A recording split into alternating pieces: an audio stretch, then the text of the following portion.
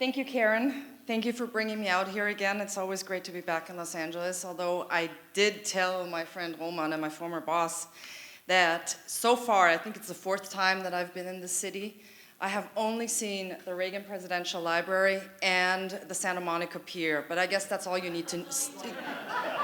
I don't think I need to go anywhere else, right? So I think I saw the 2 most important parts of Los Angeles, although I know Katie Hopkins wanted to take me to Skid Row.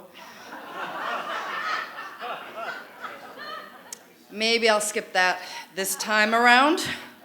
Thank you also to you, Aaron, for introducing my case. How many of you know what happened to me? Well, quite a few. So you're going to have to sit through a short explanation of what happened to me. And then I will wrap it up by introducing a fairly new concept. And I will argue that Austria is indeed already in the midst of turning into a totalitarian democracy. So first of all, what happened to me? 10 years ago, and it's been a decade, it shows on my face, got the wrinkles on my face. And this is not because my daughter is in puberty right now and she's running off. No, this is because of this case. 10 years ago, I was asked by the Austrian Freedom Party to give seminars on Islam and its effect on Europe and European societies, and basically what it does to us. It was an informational 12-hour seminar. I said a lot of things, you can imagine that. It was fully sourced. I did not say anything that basically came from nowhere. I can prove everything I said.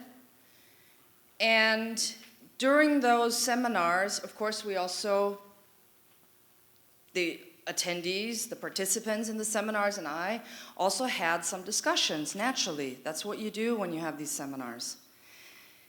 And we did a lot of that, but what also happened is a young leftist journalist from an even more leftist magazine, it's actually a weekly rag, I would call it, called News, sent in this young journalist surreptitiously. This journalist made a recording without telling me about it.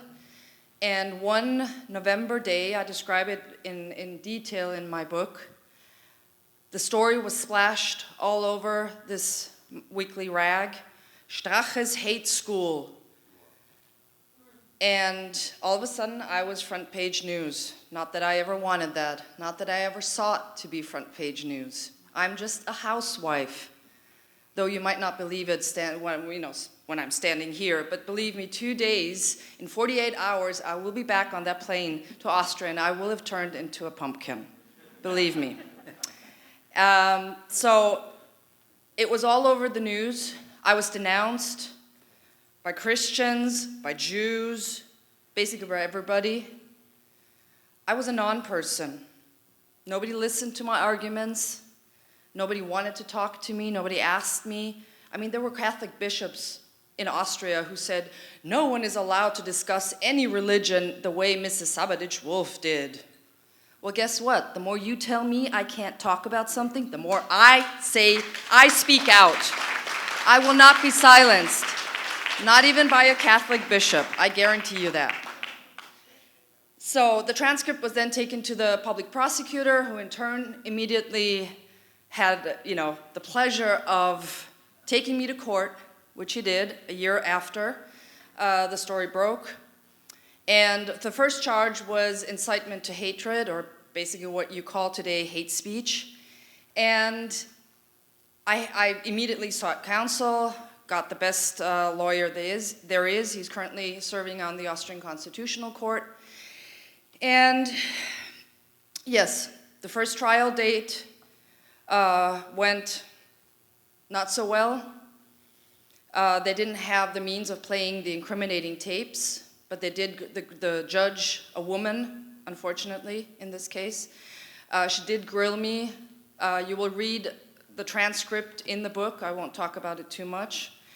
And the second day of the trial the tapes were played, the incriminating tapes were played. And after about 30 or 35 minutes, my lawyer said, okay, that's it. We don't have to hear anything more. It's very obvious that my client never uttered a word of hatred. So he was actually looking to finish it off, finish the trial. There was nothing to say. So then the judge said, oh, no, wait a second. What you have uttered, and I will get to that in a second, actually is now a new charge, denigration to religious teachings of a legally recognized religion in Austria. Again, if you want to know more about this special case of a legally recognized religion in Austria, you'll have to read my book. There's an analysis on that, because it is actually something that you will only find in Austria. It's very unique. It's unique to Austria. So we stopped that day. We had to regroup, my lawyer and I.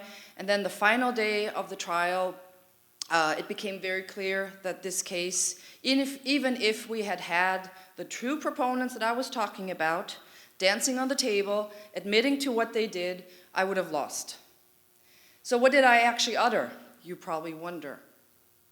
Well, I actually asked a rhetorical question. I said, what do you call Muhammad's behavior, i.e. marrying a 6-year-old girl and consummating the marriage when she was 9, other than pedophilia? I did not say Muhammad was a pedophile. I know that you're not allowed to say that under Austrian law. And I wouldn't have said it. Okay, I admit that. I would not have said it. But I was looking for another word. Well, that was it. Okay, I was found guilty of denigration of religious teachings. The hate speech charge was dropped. And I took the case to all the way to the Supreme Court, and lost all the way to the Supreme Court. And then, after having exhausted all my legal options in Austria, my lawyer and I took the case to the supranational level, which is the European Court of Human Rights, which is actually a court not of the European Union, but of the Council of Europe, on which such freedom-loving countries as Azerbaijan are a member of. And guess what? One judge on the panel that decided my case was from Azerbaijan. So again, never stood a chance, which was unfortunate for all of us, particularly for my daughter and for all the young girls, and also, for freedom of speech, because I still am not able to speak my mind, and when I'm in Austria, I have to self-censor, and I also have to tell my daughter to self-censor. In the US, you would probably call it prior restraint, right, Bill? Thank you. Which is, as I am told by my American lawyer friends, probably the worst form of censorship the First Amendment knows. So this is what I have to do every single day in Austria. So you can imagine, when I come to the United States, the first thing I do is I breathe a sigh of relief that I am back on this ground, this soil, and I can breathe freely and I can speak freely. And you know why? Because of this. Because of this. I carry this with me all the time. And because it says in this Constitution, which I think is the greatest document on this earth, it says that I, even as an Austrian citizen, have the right to free speech in this country. So God bless America for that.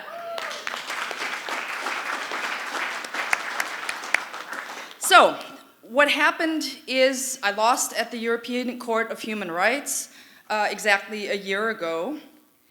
And I appealed one last time. The appeal was rejected, so the case is now over. I think you will be happy to know that I do not have to go to jail, even though I wanted to go to jail because I wanted to set an example. You see the headlines, housewife defends free speech, goes to jail, leaving 5-year-old daughter behind in tears. That would have been fun for the government. I really wanted to do that, I'm not kidding you. But I couldn't, so I grudgingly had to pay the fine. They might have shut me up in Austria, they might have shut me up in Europe, but I've set my sights on this country. And I will stand by your side, and I will fight for your right to free speech, because your right to free speech means my right to free speech. I will continue doing that. That is a promise to you. Now, as I said in the beginning, I'm going to argue that my case was but the start of Austria's descent from a liberal and constitutional democracy into what is, I would say today, already a totalitarian democracy. And a lot of it will already sound familiar given what you've heard this morning from all those politicians who got to speak. So I'm assuming you're a bit surprised, you're a bit shocked why I'm arguing that, and maybe you want to know what a totalitarian democracy may be. So let me back up a little bit. Following 1968, in the years after 1968, Austria is no longer a middle-class society based on values of Christian family, market-based principles, and cultural identity within nation-states. So we can actually argue that the march through the institutions was completely successful. Since the end of the previous century, the 1900s, we are now witnessing a redistribution of wealth through government. We're witnessing aggressive genderism, radical feminism, and the government is in control of all areas of life, from the raising, well, actually rearing of children, to cultural and all artistic activities. All this is coupled with the destructive paradigm of multiculturalism. We're witnessing ethnic and religious diversification in a country that was once, well, it's on the path to no longer being a majority Christian country. And this was accelerated in 2015, not that it was not there before, but it was accelerated by the refugee crisis of 2015, when Islam became a growing problem. Though, until then, until 2015, despite what I said back in 2009, it was not recognized as a problem. Islam was not yet, had not yet made its way into the public sphere, into people's concerns. Now, the population exchange, and this word would probably get me in trouble in Austria, but I would argue that the two words population exchange directly come from a United Nations document. So there you have it, you Austrian leftists. This support of population exchange comes from PC, comes from the churches, comes from the media, and comes from education. Bottom up, our children are being indoctrinated. And believe me, as a mother of a 15-year-old, I can tell you it's not easy to prevent my daughter from being completely indoctrinated in school. And she's in a private school. So what are we seeing as a result of the 2015 migrant wave, illegal immigration into Austria? We're seeing what we're witnessing in all other European countries, actually Western European countries. We see more rapes, we see violent crime, we see huge public health problems, that is diseases that we thought were gone forever, were eradicated. And we see a huge debilitating overload of the welfare system.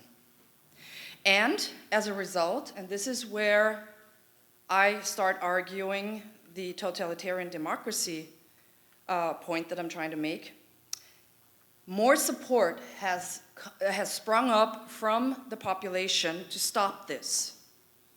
You see this also with the election success of the Freedom Party in 2017.